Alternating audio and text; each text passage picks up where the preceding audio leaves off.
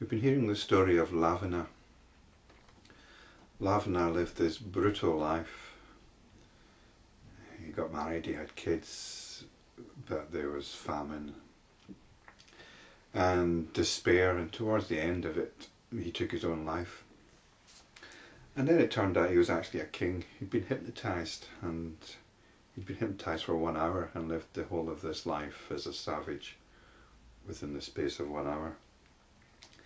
And this is all in the context of considering how our mind gets caught up in stories. It's very easily hypnotised. Every time we sit and watch a film or a television programme, we're being hypnotised, we're being taken in to the reality that's being presented to us.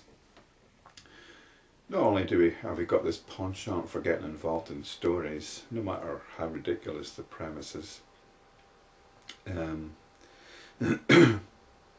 we create our own stories. We create our stories about ourselves and about the world around us, and we get involved in these stories. We lose ourselves in these stories. This is the nature of the mind, and this is what's been explored here, the nature of the mind.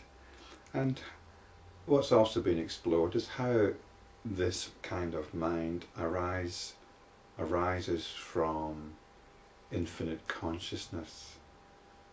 Well, this is what we're looking at here, the relationship of this mind to pure consciousness.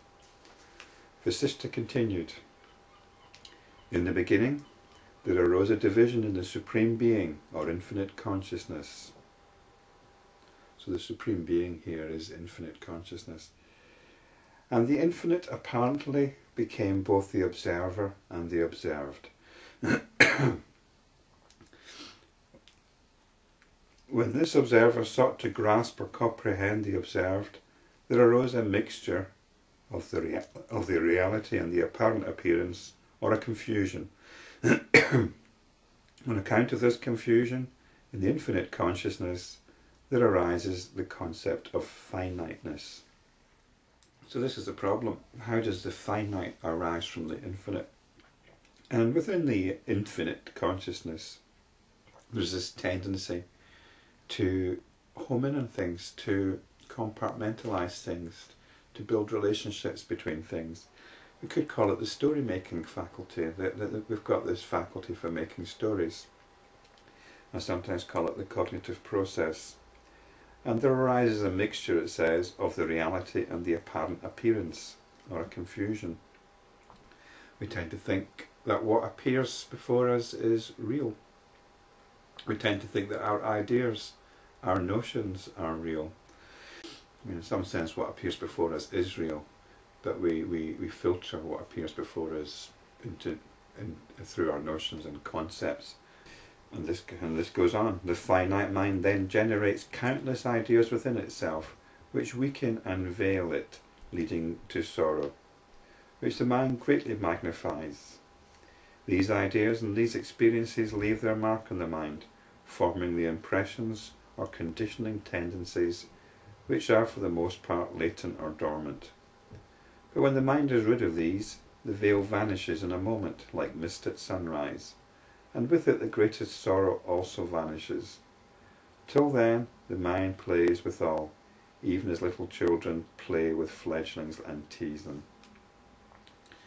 It's like we're getting caught up in a game, and we forget it's a game, and then we realise after all the trials and tribulations that it was only a game after all. The impure mind sees a ghost where there's just a post, and pollutes all relationships, creating suspicion among friends and making enemies of them, even as a drunken man sees that the world is revolving around him. A distressed mind turns food into poison and causes disease and death. The impure mind, laden with the tendencies, is the cause for delusions, manias and phobias. One should strive to uproot these and discard them.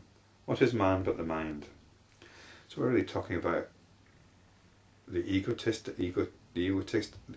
we're really talking about the egotistical mind in its most distorted manifestations giving rise to manias and phobias.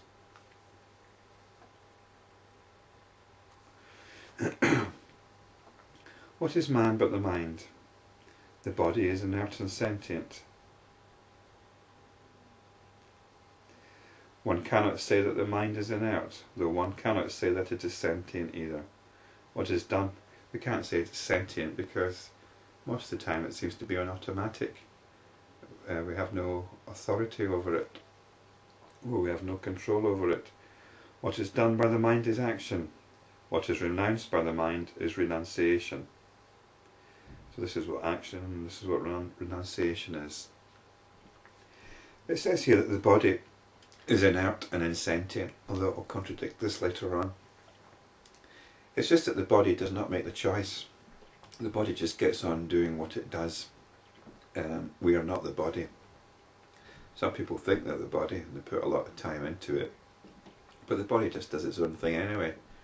You know, it gets on with digesting food, it gets on with being ill, it gets on with aging. We seem to have some sort of control over the body. I can move my hand, I can go walking, I can do certain things with the body. And we tend to sort of want to take that control further, but it's very limited. It's a very basic kind of control. We want to take it even further from our body and start controlling things in the outside world. It's like a child with a toy, but wants to kind of take it far further than it's actually designed to do. Maybe wanting to kill somebody with his toy gun.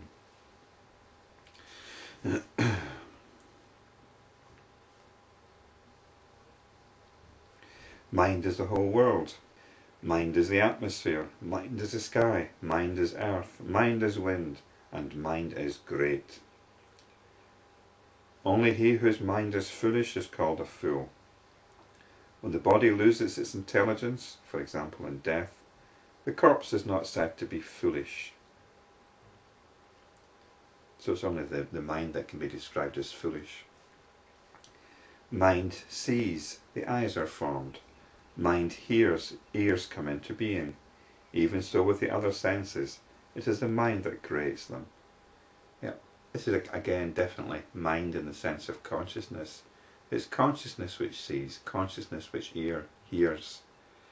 And then we wonder, well, we start thinking about it, the cognitive process kicks in. We ask ourselves, well, how do we see? How do we hear?